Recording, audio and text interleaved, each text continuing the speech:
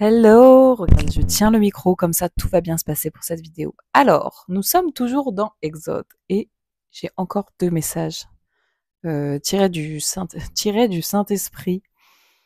Deux pensées, je pense que je vais faire deux vidéos parce que quand même, ça sera plus court. Quand on regarde dans Exode 2, je vous invite à lire ce chapitre.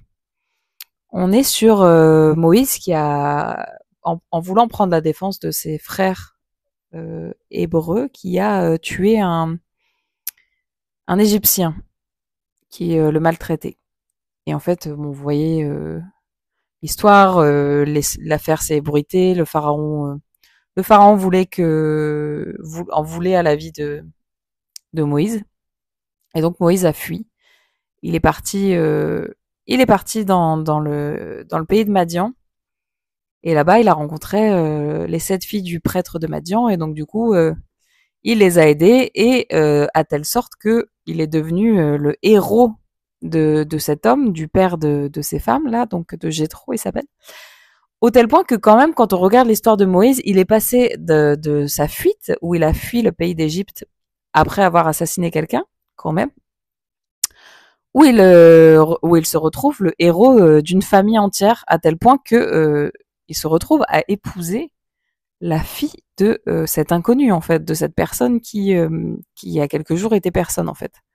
Et en fait, moi, ça m'a permis de faire un parallèle entre finalement Moïse, la façon dont il s'est rendu héros de cette famille, c'est qu'il a défendu les 7 filles qui étaient à la source d'eau, qui étaient au puits pour boire et faire boire leurs troupeaux de bergers qui sont venus pour les attaquer. Donc Moïse les a défendus. Et en fait, c'est exactement ce qu'il a fait avec le peuple hébreu et avec l'hébreu, son frère qu'il a voulu défendre. En fait, en voulant le défendre, bon, les conséquences ont été un peu plus graves. Il y a eu un mort. Mais en gros, Moïse, comment dire, son cœur, il était pas différent, en fait. Il était juste droit, brave, courageux. Il défendait les opprimés. Voilà, c'est dans cette situation comme dans une autre, c'était sa même disposition de cœur.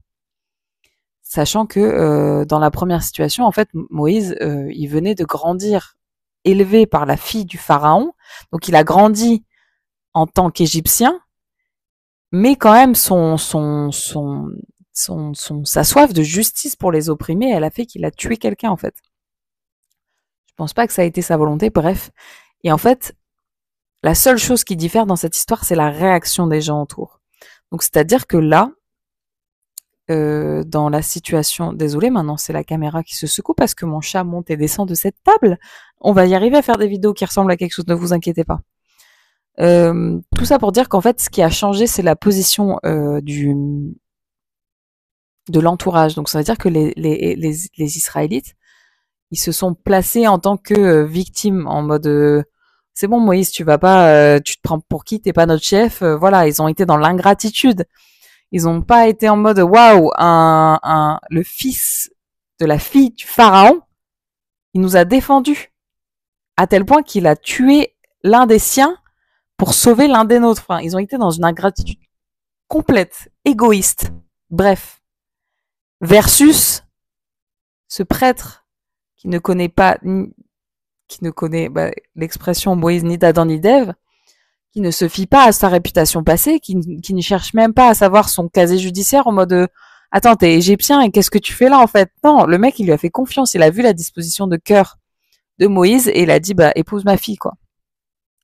Du coup ça nous fait un parallèle immense avec quelqu'un, je ne sais pas si vous connaissez, Jésus. Jésus, encore une fois, quand on dit l'Ancien Testament, c'est vraiment un parallèle avec l'arrivée de Jésus. C'est vraiment une grâce d'avoir assez de connaissances bibliques pour pouvoir faire ces parallèles. Bref, et donc tout ça pour dire que Jésus, il était entouré de personnes ingrates, c'est-à-dire qu'il y a eu des guérisons. Moi, je repense au passage biblique où il y a eu la guérison des 10 lépreux et qu'en fait, il y en a qu'un seul qui a fait demi-tour et qui est venu rendre gloire à Dieu et bénir Jésus parce qu'il l'avait guéri. Les autres, ils ont continué leur vie. C'est pareil, quand on voit l'attitude des pharisiens, en fait. Jésus, il a accompli de nombreux miracles et sa disposition de cœur, elle était la même pour tout le monde. Et l'ingratitude, on en est... En ce moment, je suis en plein dedans. Pas moi, enfin, j'espère, Seigneur, pas être ingrate. Mais je vois des situations autour de moi où je me dis, mais les gens ne se rendent pas compte de la gloire et de la grâce que le Seigneur Jésus-Christ a pour eux. Je pense que la crainte de Dieu, c'est quelque chose qu'il faut cultiver, hein, parce que le Seigneur, il est miséricordieux, mais comment dire, de cultiver cette gratitude dans son cœur, c'est hyper important. Bref, maintenant que mon micro va fonctionner par la foi, je propose qu'on fasse une petite prière par rapport à la gratitude et par rapport à cette qualité de cœur qui nous est indispensable. Et après, je vous laisse aller. Et après, je fais une deuxième vidéo. OK? Parce que je suis on fire. Merci Seigneur.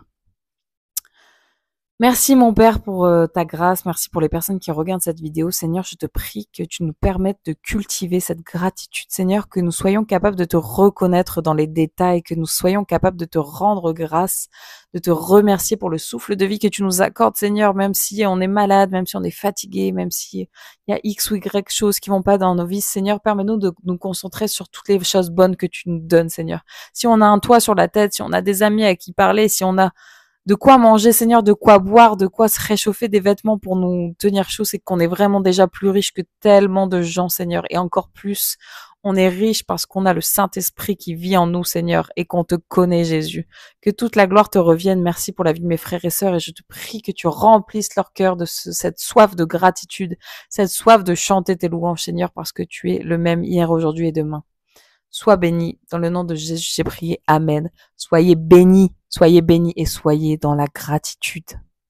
Et ayez un cœur comme Moïse. Parfois, on fait des erreurs. Quand on pense que notre disposition de cœur est la bonne, parfois on fait des erreurs. Voilà. Moïse, il a pas fait exprès. Je reste persuadé qu'il a pas fait exprès de tuer cet Égyptien. Il s'est peut-être mal pris, mais c'était pas son but. C'était pas tuer pour tuer, sinon il se serait pas barré. Hein. Il aurait dit... je pense que si sa disposition de cœur était mauvaise, il aurait jamais essayé de défendre cet Israélite. Voilà. Soyez bénis et à tout de suite pour une nouvelle vidéo.